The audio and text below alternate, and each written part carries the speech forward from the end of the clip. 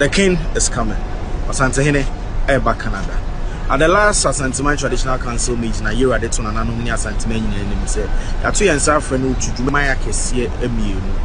Now, what you chair muno, Poland, Yura, and Niche Moho, the Kukudi Jumaso, was so Yura, Eton Ghana, Yura, Eton Asante Mai, Emma, Nipa, investments, and Nebecanos, a month from Ra, no more for Musica, or Munju Medina and Mambesha Asante Mai, and Mambesha Ghana, or this year, Yina, Canada, Toronto, the 15th of June. 2026 or Asante Hene ebedu Toronto or Maimu Hanum say ha and from the 15th of June to the 20th of June idi Asante Hene ebe wana dwumedia ahodo a hihya amano no yira etimi amani nyina so abaso Canada Ghana Chamber of Commerce and ato omunsa for Asante Hene so omudwumedia fa beyond the World Cup event in Asante Hene mra no mfre ni munyam emambeta dwumedia echi yira ababedu Toronto Canada hanum say the Ghana embassy empanifo ewo ho ne mpanifo ewo nyina no ebeba airport ma ko share Asante ni yira fi wa obeba bia obabegina ho me no abegina ho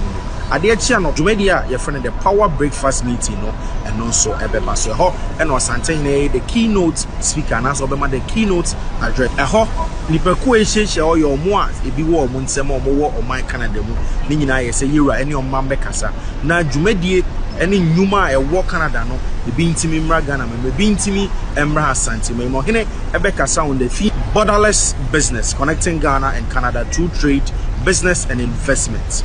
and no any dwumadi ebeba so on eda benada yira ba bedu a breakfast meeting no we and a yira bigina so eden na no disem atuga keynote address na nyumre Asante the Black Stars of Ghana e wo Canada ha ade eche ukuada Ghana Black Stars BC akan omone Panama yira eden ni bechire mu oba the Black Stars team no eje oma home na one omo akodi nkita ho kaka sho omo nkran so oman Ghana nyina na santime nyina no eta omachi na omo nyire omo ho no omo de na Ghana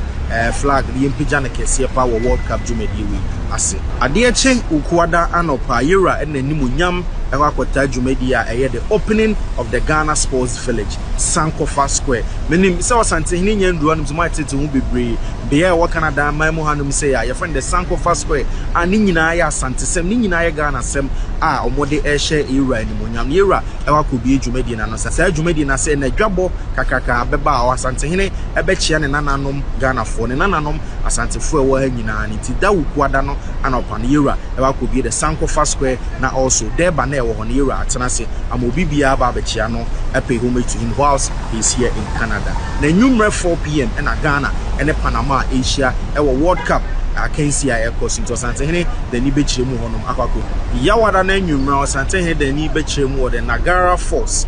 bia ba akwa ewo Canada